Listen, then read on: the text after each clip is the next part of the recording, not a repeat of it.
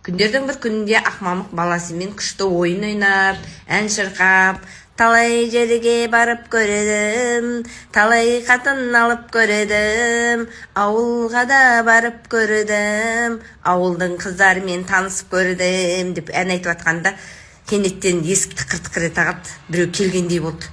Ақмамық бұрышқа қарай жүгірді ал. Не болып қалғанын білмеймін, бұрышқа барып дайындалып алайын деп отыр ма? Түсінбей қалды что-то. Өйтіп жатпайтыны бар еді бұның.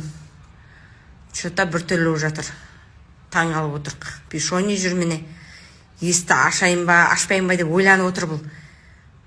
Не істесем болады екен деп ойланып отыр. Кім келді екен деп.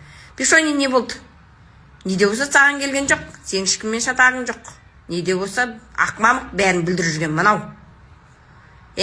Сен ба бірдеңе білдіріп жүрген? Кім келді ал? Айт. Сен білесің бәрін.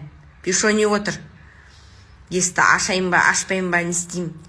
Ойбай, біреу келген сияқты деп қыздың дауысы шығады деп. Сөйтсек, мына қыз келіп тұр ғой, мына бір қыз ауылдан.